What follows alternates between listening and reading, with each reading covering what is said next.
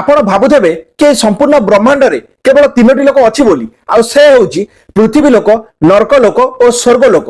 କିନ୍ତୁ ବିଷ୍ଣୁ ପୁରାଣ ଅନୁସାରେ ଏହି ସମ୍ପୂର୍ଣ୍ଣ ବ୍ରହ୍ମାଣ୍ଡରେ ତିନୋଟି ଲୋକ ନୁହେଁ ବରଂ 14ଟି ଲୋକର ଅବସ୍ଥିତି ଅଛି। ସର୍ବପ୍ରଥମେ ଉପରର 7ଟି ଲୋକ, ଆଉ ଏହାର ଆରମ୍ଭ ହୋଇଥାଏ ଭୂଲୋକ, ଅର୍ଥାତ୍ ଆମେ ସମସ୍ତେ ବାସ କରୁଥିବା ଏହି ପୃଥିବୀ ଲୋକ। ଆଉ ଏହାର ଉପରେ ଥାଏ ଭୂବର ଲୋକ, ଯେଉଁଠାରେ ସିଦ୍ଧି ପ୍ରାପ୍ତ କରିଥିବା ପବିତ୍ର ଆତ୍ମା ମାନେ ବାସ କରିଥାନ୍ତି। ଆଉ ଏହାର ଉପରେ ସ୍ୱର୍ଗ ଲୋକ, ଯେଉଁଠି ଦେବରାଜ ଇନ୍ଦ୍ର ତଥା ଅନ୍ୟ ଦେବତା ମାନେ ବାସ କରିଥାନ୍ତି।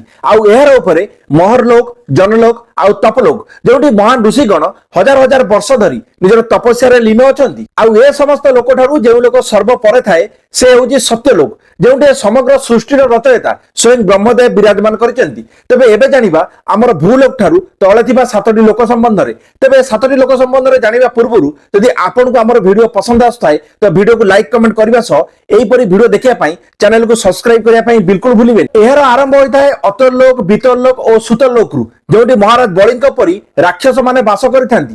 ଆଉ ଏହାପରେ ଆସିଥାଏ ତଳାତଳ ଲୋକ, ମହାତଳ ଲୋକ ଓ ରସାତଳ ଲୋକ, ଯେଉଁଠି ଭୟଙ୍କର ଦାନବ ମାନେ ବାସ କରିଥାନ୍ତି। ଏବଂ ଅନ୍ତରେ ପାତାଳ ଲୋକ, ଯେଉଁଠି ନାଗରାଜ ବାସୁକୀଙ୍କ ସହିତ ସମ୍ପୂର୍ଣ୍ଣ ନାଗଙ୍କ ସାମ୍ରାଜ୍ୟ ଅବସ୍ଥିତ। ତ এই 14ଟି ଲୋକ ମଧ୍ୟରୁ ଆପଣ କେତୋଟି ଲୋକ ସମ୍ବନ୍ଧରେ ପୂର୍ବରୁ ଜାଣିଥିଲେ କମେଣ୍ଟ ମାଧ୍ୟମରେ ନିଶ୍ଚିତ ଜଣାଇବେ। ରହୁଛି ଜୟ ଜଗନ୍ନାଥ।